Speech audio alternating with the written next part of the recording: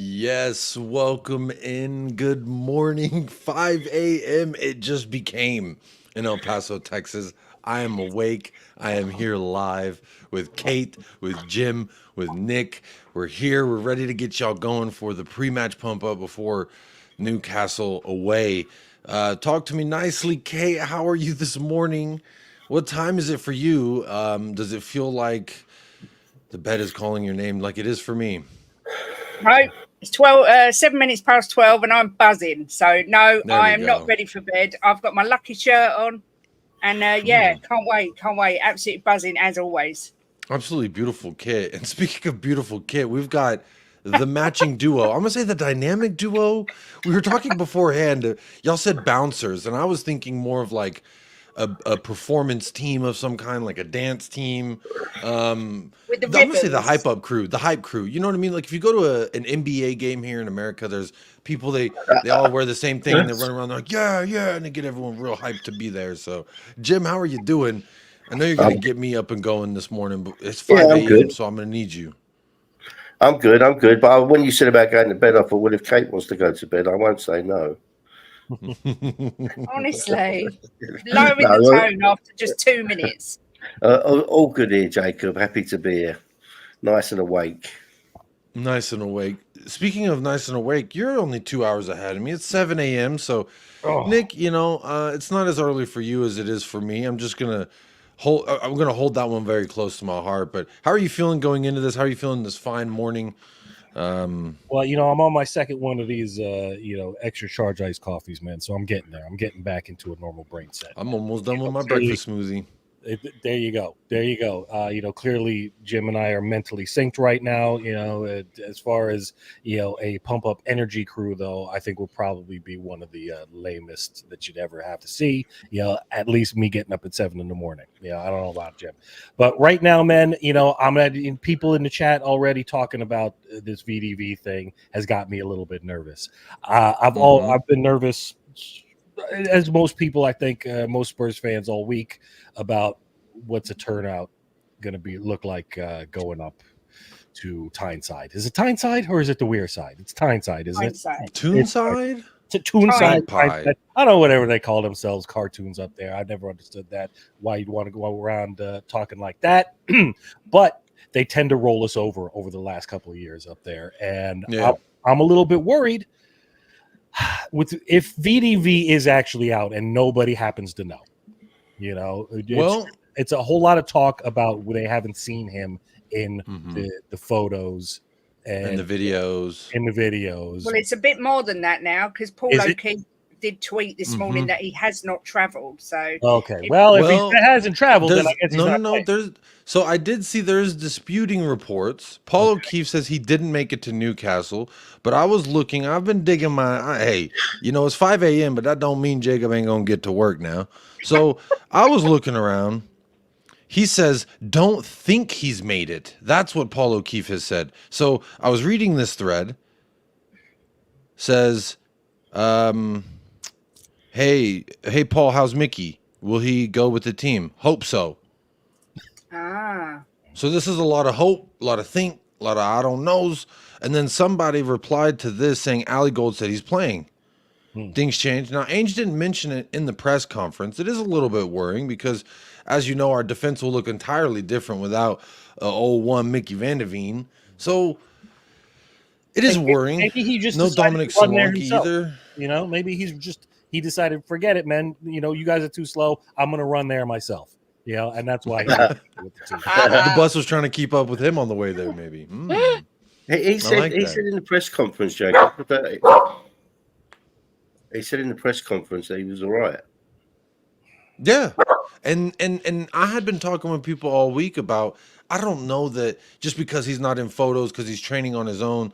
I've worked in professional sports for 10 plus years. I've seen multiple Yeah. star players not train all week and then play at the weekend as a precautionary like reservation. So it's not a black and white thing in my opinion when people say, "Oh, he's not training therefore he's not there."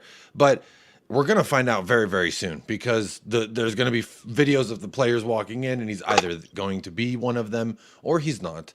And I think that in the end, Kate, isn't this why we brought Dragusin in for these situations? Now, Dragusin is a right-sided center back. He had a great Euros with Romania. It took him further than I think they've ever been in the tournament.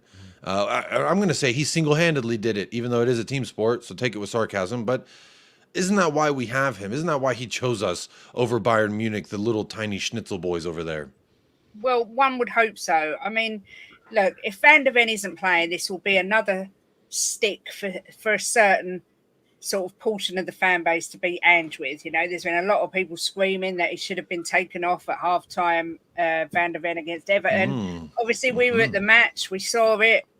My view is if he says I'm well and there's nothing wrong with me, you know, he should believe what he's saying. And I also get that they're athletes, they want to play all the time, but surely he wouldn't put his career at risk by sort of playing on. So, but like I say, if Van der Ven is out, loads of people have already started on Ange for it, but we watched him and that run he did in the second half to set up Sonny's goal. That didn't After look like he hyperextended his knee.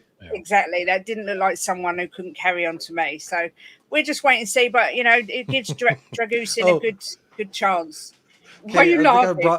No, because I brought that up, and when someone was like, "Well, look at he's not training," and they were all getting real frazzled. And the clouds are forming above us, mentality, and I was just kind of like it's not black and white. It doesn't mean just because he's not there right now, it don't mean that he's not being as a precautionary thing. But I was laughing specifically just because you hear all types of things regarding this team, and people's opinions vary, right? Inevitably. But he did make that 60-yard run after he did hyperextend his knee. And I found it funny that when I brought that up to people like, well, he did do that 70-yard run, they say, oh, well, he wasn't at full sprint. Okay. Yeah, it was adrenaline. Okay. Yeah, listen, he's good. All right. He was just he was at a walking pace for us, I suppose. But he can still run, in my opinion. Now, that is a big storyline because that's going to do changes to the back line that we haven't seen all season. But there is a change that I also do want to talk about if anyone else is concerned. Jim, I'm going to ask you first. No Dominic Solanke. I think that's obvious. No Richarlison. Maybe Richarlison. I don't know. I haven't really seen him in the training videos either. But my question is, could we see Kulusevski in the number 9 start today? Yeah, I mean, I think that. Can I just say about the Van der Ven thing first, because I didn't say anything. That's why we got a squad. That's why we got the Dragon. So when VDV's out, he comes in. So I'm not worried. He played brilliant in the Euros. So if he plays, for me, it's okay. But the front line. I mean, against Everton, we did well. Scored 4 goals. They all linked up well. So I think maybe he will. I think he will put Kula in the middle and have Sonny out. He's not going to bring Werner in for this game, is he? So I think he'll put Sonny out on the left. And but you know what that means? It means that probably Johnson will be on the right. That's the only thing. See, this is where I get into a little bit of a kerfunkel. I don't think that's a word, but that's how I feel internally. I like Nick, it's close. I started thinking about the front 3, and if there is an instance where it's Werner, I'm reluctant to really believe that Johnson's going to squeeze the most juice out of that orange, so to speak. But Nick, is there any world where I can dream about Odebert over there on the right wing, Son on the left? Oh, it's out. Oh, it's out. Oh, stop dreaming. Stop dreaming, Jacob. As you bring it up, man. Listen, man. I was convinced that we weren't going to see Odebert until the second half of this. Son, Kulu, Odebert, front 3. This is exactly what I was dreaming of, Kate. This is exactly what I was wanting. This is exactly the shot of espresso that I needed. This is exactly the things that I asked for. God giveth when I asketh. God will taketh, but he will also giveth. I say, please, no Brennan Johnson. Please, I need a front 3 of Son, Odebert, and Kulu. Please, this is what I want. And this is what they did. Now, just because the graphic artist has Kulusevski and it looks like Son's in the middle, I don't believe it. I think Son on the left, Kulu through the middle, Odebert on the right. Talk to me nicely. Oh my God, I'm feeling so good. This has got me feeling really nice. Nick, I'm sorry. I was asking you a question. No. Before we keep going, let me say thank you to fan reactions and big up to JJNN. Both of y'all grabbing those memberships. Go ahead, my friend. This brings to the point of Ange and his pragmatism, man, because a lot of people give him a lot of stick about like he's inflexible and he has no plan B, etc. But he's told you many, many times his tactics are based around player ability and what they can give. And he had to work with what he had last season, and now he's got more pieces to his chess set right now. So I was convinced that we weren't going to see Odeberg until the second half of this match. No. Well, why would we do that to the French Pele, Nick? I'm starting him. I'm starting him against Everton. He's ready to go. And with that, he knows what's going on with Johnson.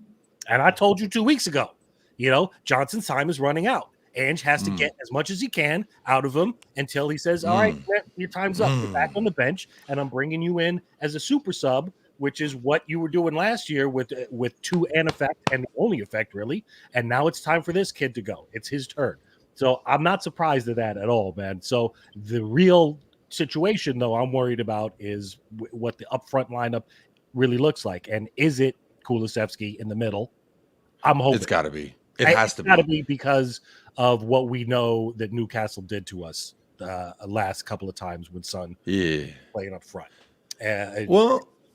Mickey Van de Ven was in the squad that last lost to Newcastle last year around when we were at St. James Park. Not saying he was the cause of it, but everyone did say, oh, get your boy Mickey, Jacob. He was breakdancing. And you know what?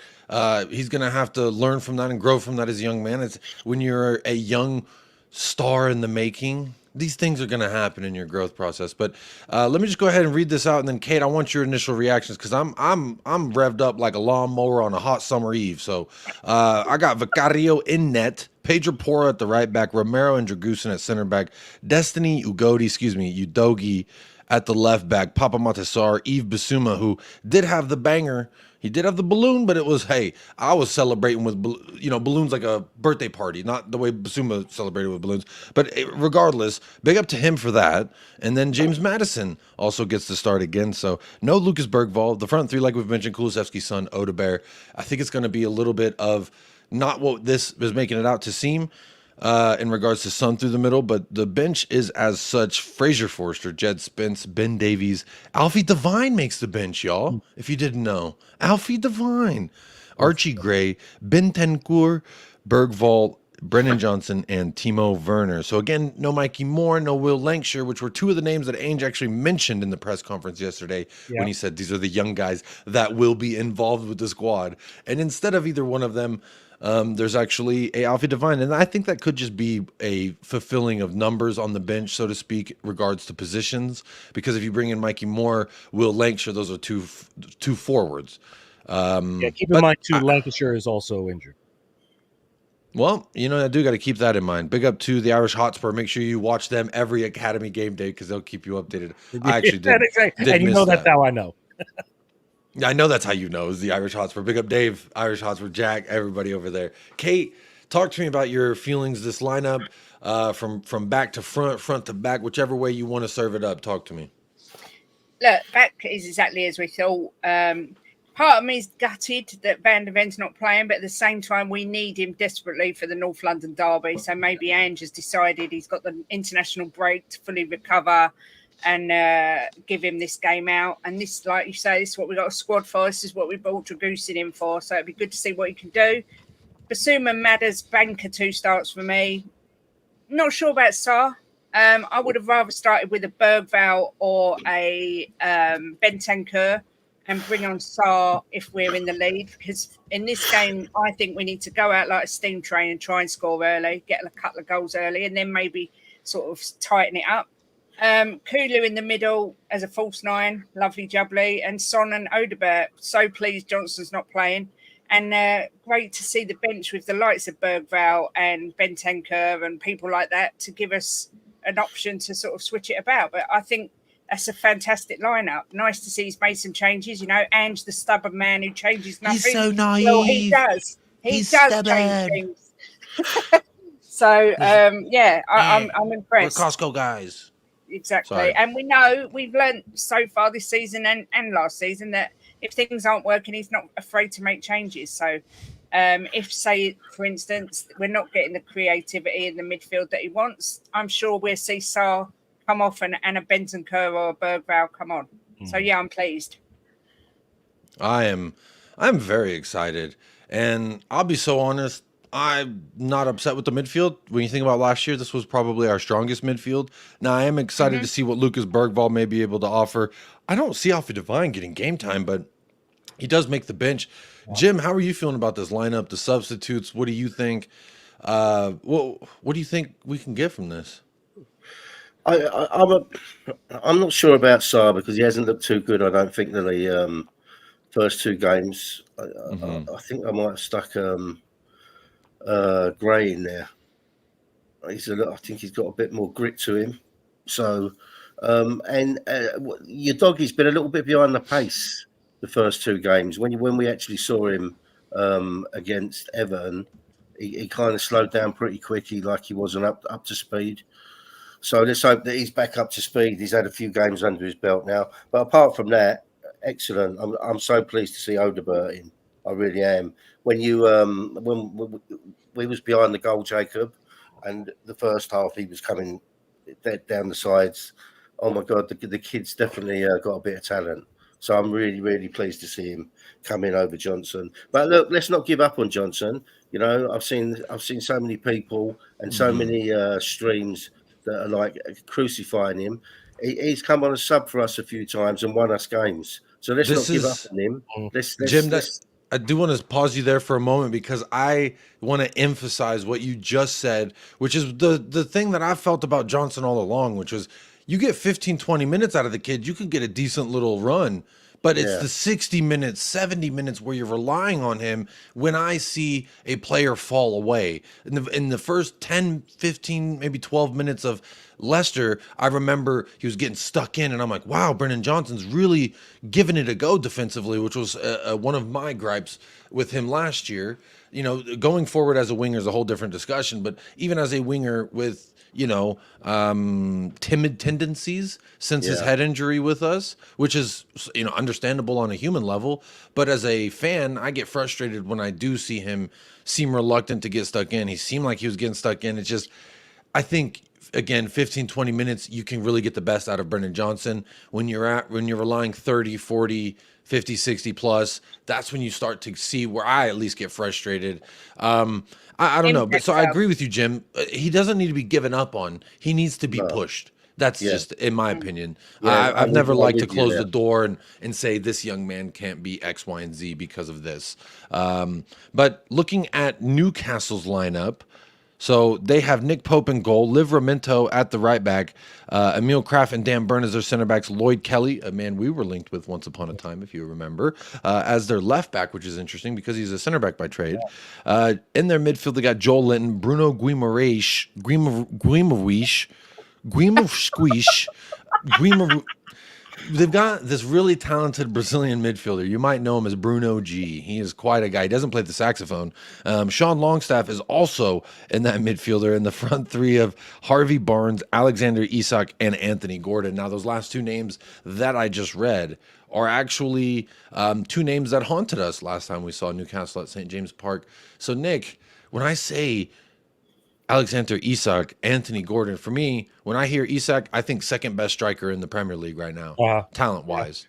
absolutely. Where are Except you he's at? got What do you giraffe think? legs and one cootie smash and you'll take him out of the game.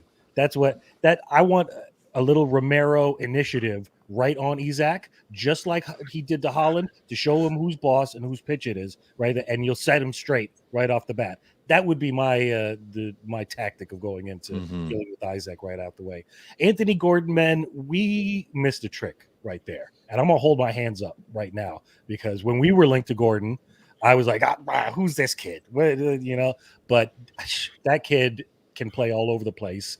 Bags of talent, man. I saw that goal between him and Harvey Barnes.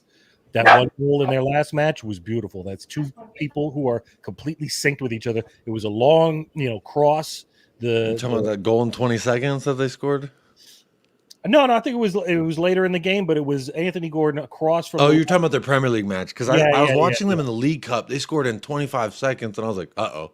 But then they were kind of not great the rest of the match. It was versus Nottingham Forest. Yeah, Eh. no. It was a match before that, and we have to Mm. really be careful because Oh, when they drew with Bournemouth yes, when 1-1. they drew in Bournemouth, which they were not good in the rest of that game. But those two players right there showed up, and they showed that they're on all the time, Yeah. And Barnes, I've given a lot of stick to as well, but he's a solid player, man, and he will do the job that Howdy Doody. I'm sorry, I always forget. Eddie Howe will ask of him, and we have to really be careful with them at the back post on either side. And that is where our frailties are right now. So one benefit that we have of Dragusin in there, man, is the height and the aerial ability that he brings that we are usually lacking. Now, VDV has been a hell of a lot better lately. But, if Dragusin's just sticking back there and just making sure that both posts are covered, anytime balls come over, I'm going to feel a lot better right there. But we have to worry about that right now. Mm-hmm. Well, looking at their bench and things to worry about. So in their starting lineup, I saw someone in the comments said they have a pretty weak lineup outside of Livramento. I actually rate Livramento. I think he's a great player. I rate Bruno Guimaraes. I think if Grimace, however you say that name, it is going to really, it is almost 5:30 a.m. in El Paso, Texas. So I hope y'all are having a blessed morning. Real quick, I haven't said it once all show. There's almost 800 people here. Do hit that like on the video. It tells WeAreTottenhamTV that, first of all, we're all doing a good job here and that we can go outside and play in the sunlight. And then it will also, it does wonders for the channel and YouTube. They like it too. So do the right thing. Help everybody out. But when I look at their starting 11, obviously Isak, Gordon, Bruno Guimaraes, Livramento. Those are 3-4 names that I actually really rate. I think they could, if they were in our squad, they would absolutely take us up another level. But I do look at their defense now. Lloyd Kelly, he just came on over this summer on a free. Again, a left center back by trade that we were once linked with once upon a time. And he's playing left back. Maybe we could take advantage of that there. Odebert, if he's playing on the right, or if it's Son on the right, or even if it's Kulu on the right, I think there's still some joy to be had there.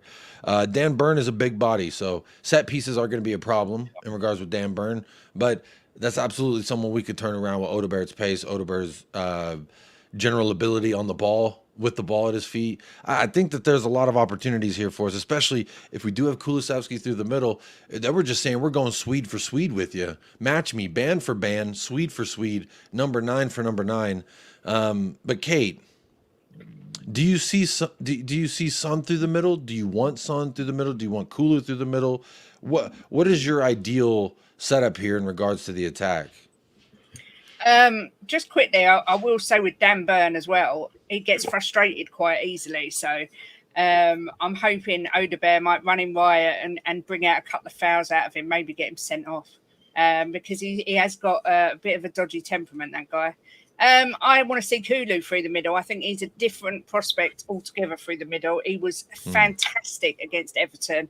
So strong, so quick, and he just looks like he benefits from having space around him. He's got a lot more space through the middle. And yes, I'd like to see him in the middle and Son sort of on the wing along with Odebert. And I think we've got a good chance. I'm feeling actually quite positive after seeing Newcastle's lineup. I mean, their front three is a lot better than ours. Isak, to me, is what a proper striker is. He's like a Harry Kane type striker. He just knows where the net is.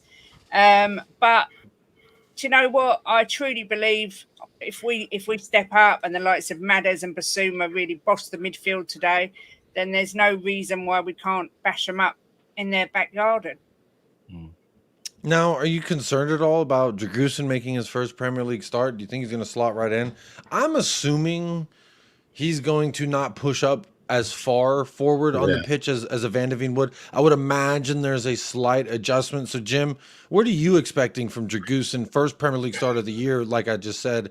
I'm trying to not repeat myself so early in the morning, but when you have Dragusin, I think Christian Romero, for me, is the best center back in the world. You better talk to me nicely when it comes to Kuti, because I will go bat for bat, tit for tat about my man Christian Romero. Now, if you want to meet somewhere in the middle and say top 3 in the world, I'm fine with that as well. But I'm saying best in the world. You can ask Lionel Messi his opinion. And does Lionel Messi know more about football than me? I would say yes. Does he know more about a lot of us? I would say yes. So when he says he's the best in the world, I take that with no grains of salt. So Jim, Dracusin paired us alongside the best center back in the world, as I mentioned. You're What are absolute you class. thinking? What are you hoping for? Yeah, you're absolute class. Talking about Dragusin, he just went on one about Guti. I didn't mean to Yeah. do it, but I had to. It's early in the morning. Shameless. I think that they complement each other. I really do. I like Dragusin a lot. I really do like him a lot, and I think that you're right. I don't think we'll push up so high. I think it'll be back a little bit. I've got no worries with Dragusin coming in whatsoever. I watched him in the Euros. He was fantastic. He was man of the match, a few matches. I got no worries about him whatsoever, and he's going to help us on corners, both ends. So yeah, for me, it's okay. I mean, look, Jacob. At the end of the day, it's a long season, right? That's why we've got brought in some extra players, and Jagusin's one of them to fill in if Cootie's out or VDV's out. So we got to trust in him. I got 100% faith in him. I'm not worried at all when I saw the change.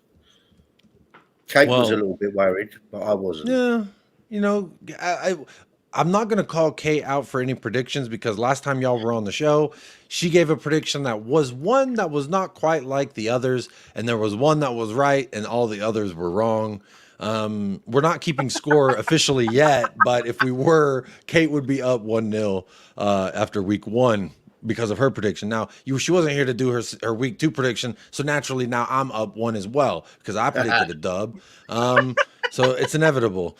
Real quick, big up. You can sub to Kate right here, and you can sub to my channel right here. It is free. It costs you absolutely nothing, and we're avid Tottenham Hotspur fans. So why don't you go ahead and hit that like and subscribe.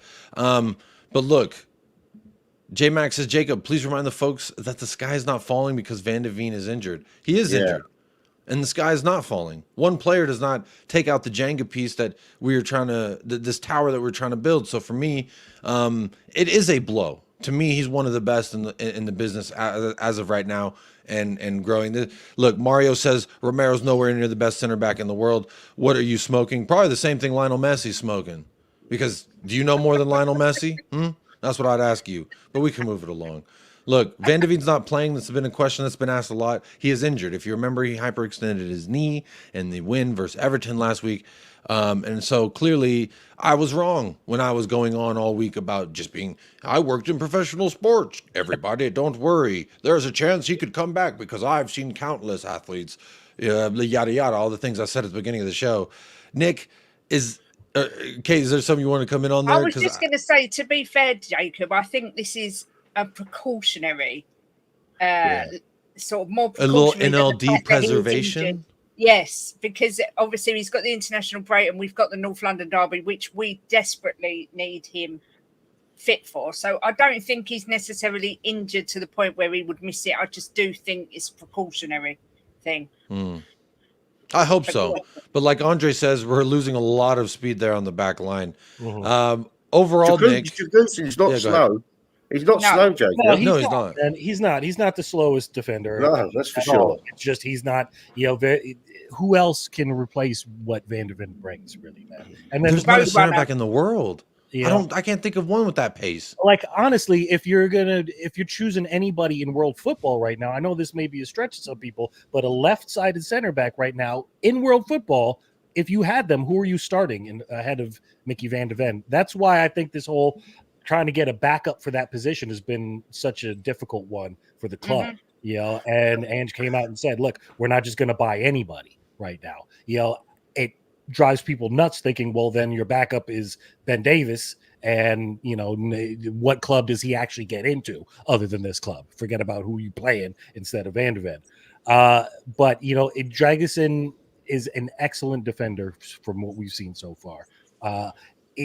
It's going to have to be a different plan, though, and I don't know if this is where my mind kind of goes in a swirl as to how Ange plays this. Does he try to play the exact same way and expect the exact same thing out of Dragusin that he plays with Van de Ven? I mean, I don't see it. Generally, when it's Cootie and Van de Ven there, you see Bissouma or who's ever playing that quote-unquote 6, you see them as actually the furthest player back a lot of the time.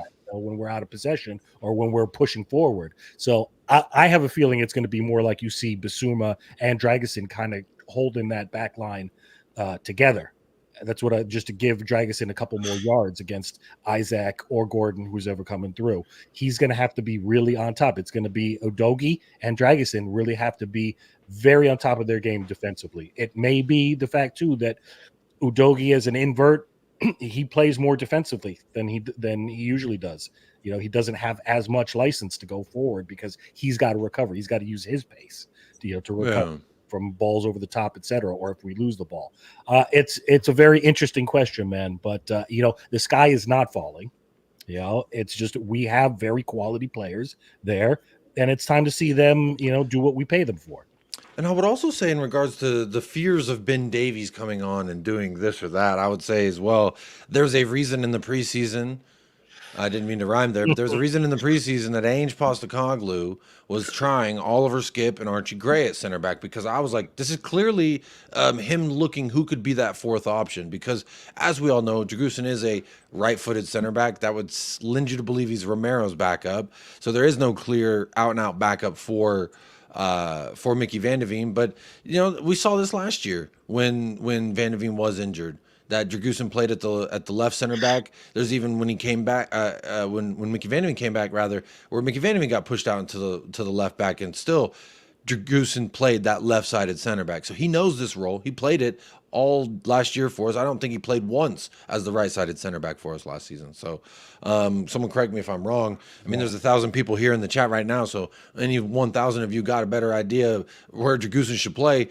I've seen him play the left-sided center back all last season, and I think that he's going to do just fine. So I'm not at all concerned about it in that regard. I think he's a fantastic defender. There was a comment earlier that said we are going to be losing that recovery pace and just overall speed on the pitch, but we will be gaining an asset defensively and offensively in set pieces. And I rather agree with that, because he is a physical specimen. When I look at the most similar body type to me, which is large and in charge, Dragusin's got just that. I think that he's got a lot of talent. It is not a Mickey Van de Ven. He's a completely different profile. There was a comment also earlier, I think from Mud FC, said he's more like a Christian Romero than he is a Van de Ven, which I think is true. Van de Ven is an enigma.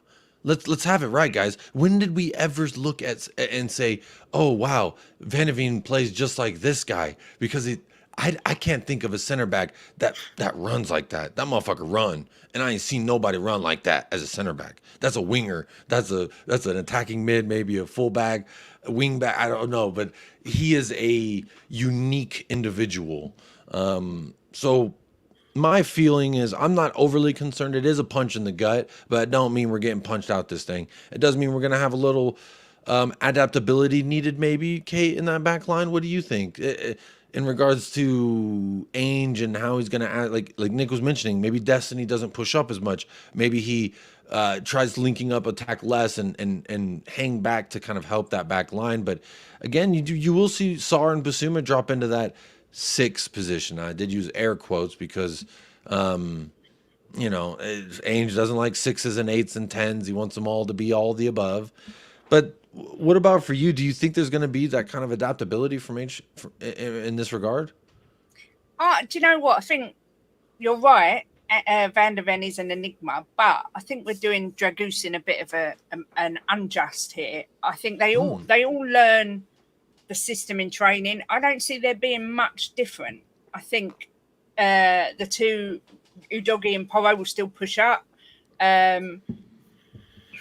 I agree. I think Dragusin is more like Romero than Van de Ven, but they will have played together before, and they would have practiced the system. I honestly don't see it changing much. I think they will still push up exactly the same. Angie's high line for life. I don't see it being a lot different. The only thing obviously we miss is the recovery runs from Mickey. But like we've said, there's not many defenders who can run like Mickey Van de Ven. He is literally unbelievable. He is the perfect combination, in my opinion, of Vertonghen and Alderweireld, but with extra pace. I think he just is a perfect combination of the two. And look at that. We were talking about perfect combination, and I was like, you know what? Let me just see if anyone notices that I switched the background. Because Nice track. What a I beautiful, noticed. what a beautiful combination. Cuti Romero, the world's best, whether you like it or love it, you gotta accept it. But there was actually a comment that I was looking for, and I lost it. Kate, if you please finish your point. Don't let me No, my derail the point show is here. finished. My brain's gone now. I can see See, beauty. What can I say? I didn't work well in my morning classes in school because I'm easily distractible and I like to have We fun. I like to, noticed. you know. But I was just like, what is Tottenham tweeting that's relevant? And then I was like, well, I mean, I would be remiss if I didn't accentuate what we're showing here, like Yves Bissouma. Whoa, there we go. There's Ainge. Okay, let me not hear that music, but there's Odebert. That's everyone arriving. I specifically was trying to go to this, which is Yves Bissouma. Now, well, How's he we doing? could comfortably say 9 matches last season. Yves Bissouma, in my opinion, was the best box to box. I was like, Declan, who? Y'all spent 100 million on what? We've got Yves Bissouma. And then he fell off of the metaphorical cliff. I'm going to start with you, Jim. And this is really a question for everybody. So whoever wants to answer next, please feel free to. What do you expect from Bissouma? For me, it's what I saw last week. Picking that ball up, carrying it forward, progressive passes, and then you know what? Have a crack at it. And why not? Take a bow. Apology accepted. I love you is what I said when he did it. He apologized to me and everybody else. And I love him again. All is forgiven. I just want to give him a big hug after that goal. But where are you at with Bissouma as a player for this team and performance wise? Like, what do you need from him in order to have that belief that he can still do it? You know what, Jacob? Right. In life, we all do things wrong. You know, I've done a lot of wrong things in Yes. my time, and sometimes something happens, and it gives you a kick up the backside, and you think, "What am I doing? I need to change my ways." Right? It's happened with me. I'm sure it's happened with you. I'm sure it's happened with Nick. It wouldn't have happened with Kate because she's perfect. So, but but yeah, do you know that balloon incident with him, well, with the stupid thing he done? Maybe that is the kick up the backside he needed. That the club spoke to him, and just spoke to him, and he looked a different player against Everton. He just looked absolutely spot on. We know he is a Class. fantastic player. We know that because at Brighton, he was their number one player. You know, if he wasn't in the team, everybody, like all the Brighton fans, And every you know, time that we struggled versus Brighton, it was because of him. And I yeah, remember yeah, being like, this guy, we yeah. gotta go get him. He is a stick in our side. So what we need to see more of last week, what we saw of him against Everton. You know, we need the real Basuma, and that's what we saw. He was absolutely phenomenal against Everton. You know, and he was helping the defence as well, which we didn't really see a lot of last season. I think his mind was elsewhere last season, but maybe that balloon incident has given him the kick up the backside he needed, and let's hope that long may it continues. Yeah, and I kind of like the way that Ainge went about it. He wasn't outwardly like, what an idiot, I'm so upset and so mad. He was just like, we're gonna handle this internally. Yeah, Now, what came yeah. out from that was a 1 match suspension. He's not gonna be with us that first match.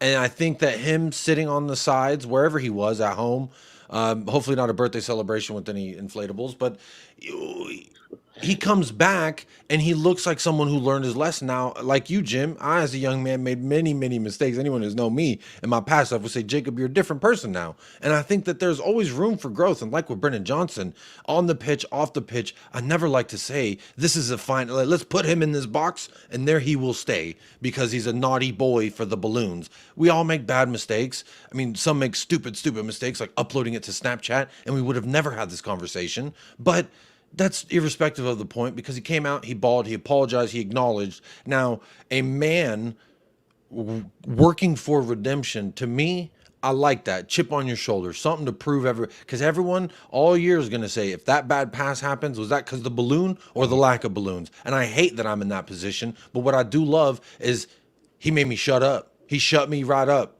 With that goal, I said, you know what? Go ahead.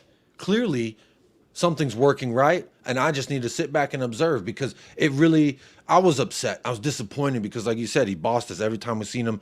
But Nick, talk to me about Bissouma as a parent.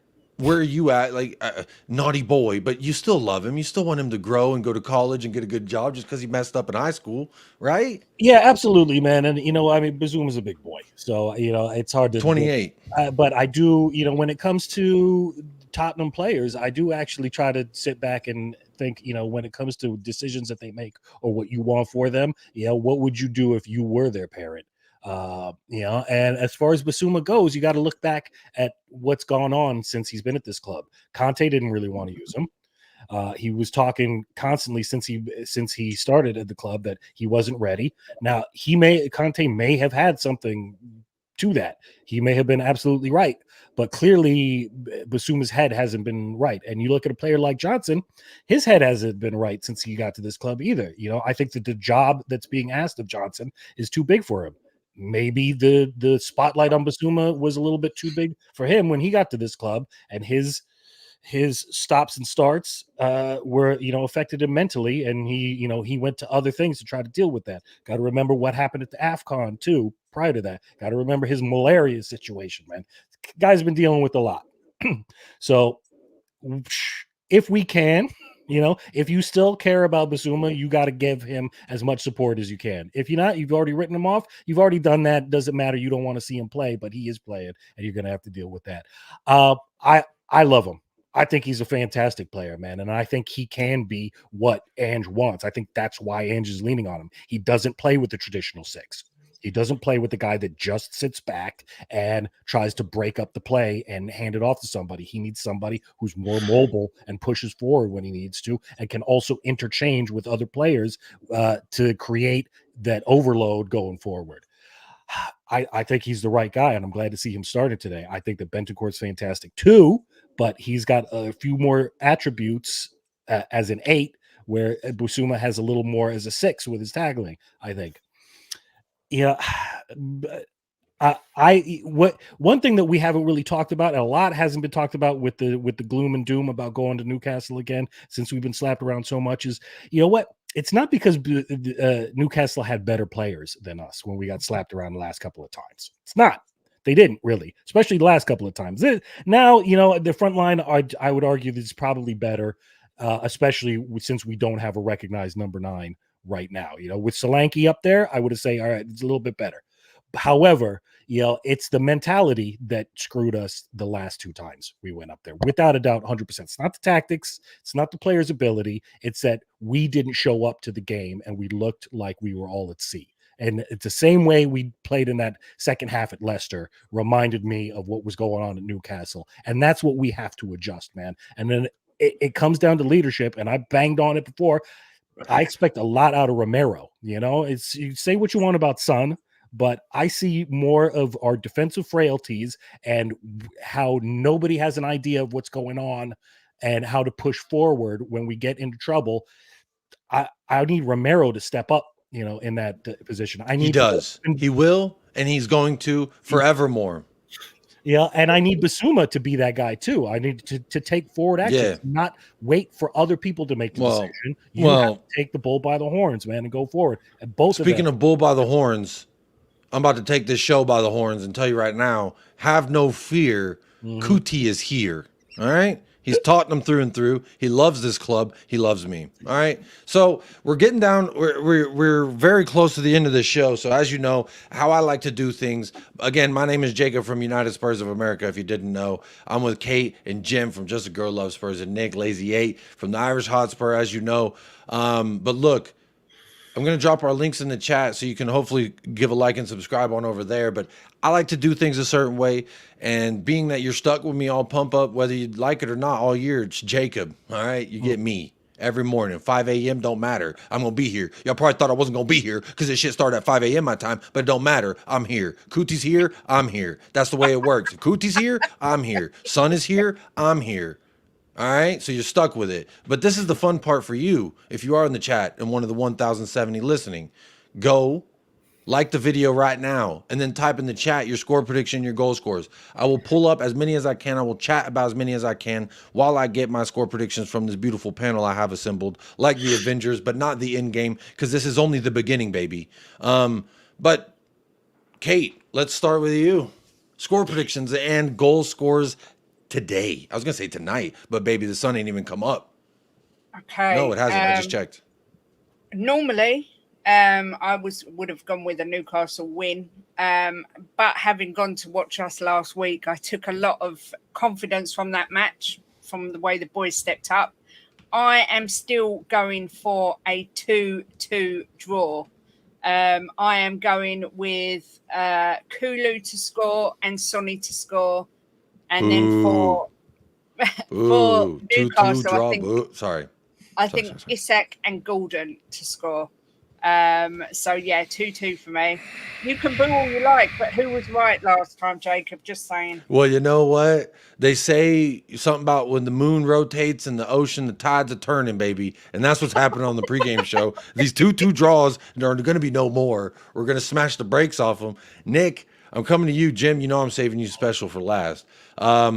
Nick, talk to me. What do you think's going to happen? Who's scoring the goals, and what's his goal score going to be? Hey, man, even without Richie and Solanke, we have goals in this team. We have goals all across them, man. And I'm going for a very nail-bitey 3-2 to the good guys, to the boys from North London. And I'm saying every season or every game this season, I'm expecting a Pedro Porro delivery, a postman Porro banger from outside the box.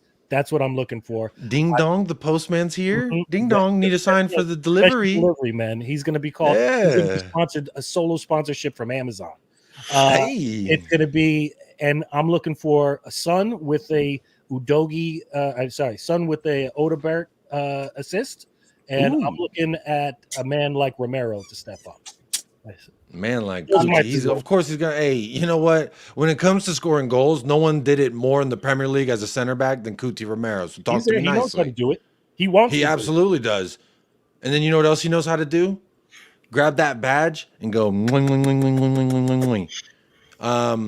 I'm not gonna say anything, but Harry Kane, only time he ever did that, he was blowing his nose on the damn shirt. So we'll just leave that there. Jimbo, my man, talk to me. We got your beautiful wife with a 2-2 draw. Now we got a squeaky bum win from Nick. I need to know where you're at. Do you know what, Jacob? When we was at the game last week, we was waiting for the music, you know, where they all dance around. And it never come. And I was watching the players, and they seemed a bit different to me. It was like, no, we've done nothing. We've won a game 4-0, you know. And they just seem to, for me, I think their less of a party. I think their mentality is stronger this year. So I don't think in any way whatsoever we will lose this game. I think watching their interviews as well, that they're up for this season massively. So I'm going to go. I'm going to go. It's going to be a 3 or 4-1 win. I think they will score. Right. I predicted a clean sheet last week, and I got that. I said 5-0 last week, and it was 4-0. But I think they will score. But I think it's going to be a 3 or 4-1 win to us. I'm very confident. I think they're going to be up for this game massively, and they're going to want to redeem themselves for the last 2 big losses there. I like that. I'm going to run through a few here before I give you mine because, you know, I'm trying to do that old cliffhanger. Like American Idol here in America, Ryan Seacrest would be like, and the winner is... And then it cuts to like Jiffy Lube, get your car inspection done. And it was like, what the cliffhanger? So T-Swirl's got to annoy people, Jacob. You want to piss people off. Yeah.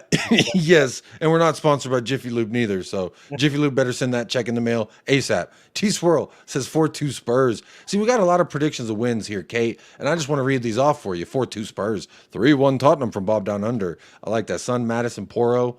Steve T's got a 3-1 Spurs. Spurs 2-0. Kate, you hearing these? It's a 2-1 Spurs from Luca. That's a 2-1 Spurs. Luca 3-5. Don't know who's winning for Steven. Big Mike's got a 1-2. I don't know who's winning that either. Coy's got a 3-2 Spurs. Good morning, Brian Daigle. How are you doing? I think they were both with Spurs because the way the scores were home and away. Oh, that's right. See, these are it's still 5-something a.m. It's not 6 a.m. yet, so that's my excuse. Big up Benil says 2-1 to Tottenham. Daniel Peters got a 6-0. So Jim, he took your prediction and upped it. He said, "I'm raising the stakes." All right, and I ain't talking about but this could be to cows in an Newcastle. elevator. He's put 6-0, and he's put the 6 first, so he could mean Newcastle. Oh, but it's Daniel Peters. I think he's talking to me nice. He would never say 6-0 against the Tottenham. No way. Yet Army's got 5-0. I'm really struggling now. I thought I was doing all right. Thought I was getting better. Spurs win 2-1. Sun Sar to bag some goals. Big up for that 2-1 right there from the very interesting name. 4-2 Coy is from Dan O. We are winning 3-1. 4-2 Tottenham. Look, Kate, does any of this help sway you on the side of the good folk? Look, I would love to sit here and be completely wrong, and I don't care if it's 1-0 to us or 6-0 to us, but my head is telling me the same as my heart today, and I'm going for a draw, I'm afraid. If Van de Ven had been playing, honestly, Jacob, if Van de Ven had been playing, I may have been swayed, or if even a Solanke had been fit, but I'm going for 2-2. No faith in Kulu in the 9. I know, but you've got to remember we lost 4-0 in April and 6-1 the year before. So to get a 2-2 out of me, I think is pretty darn brazen. Didn't we win 5-1 last year too? I'm talking about at their place. I was 4-1, hey, 4-1. This is St. James Park ain't gonna be what it once was. Yeah, can I because Tonali's sitting there at the gate. He's like, over under, got your tickets, over under, get your tickets. So Tonali, I ain't worried about him. Jay Murray's got it right. Kate is the voice of reason. You are the voice of hope. That is exactly right. You gotta have hope, though. You gotta have hope. I will say this. Different team this year. Different mentality. So Kate is a lot. So far, her predictions on this show haven't been wrong. But I'm telling you right now, today is the day, baby. Come on, Kate. You're going to be wrong. And you're going to be like, and because I think after Leicester, I don't know if I texted you or if I just imagined that I texted you and been like, congratulations, Kate. I hope you're happy now that you're right. And it was very much like, dang, she was right. God, I was sitting there talking about 4-1. I was feeling all type of ways. And we came out pretty flat and we dominated in a flat manner.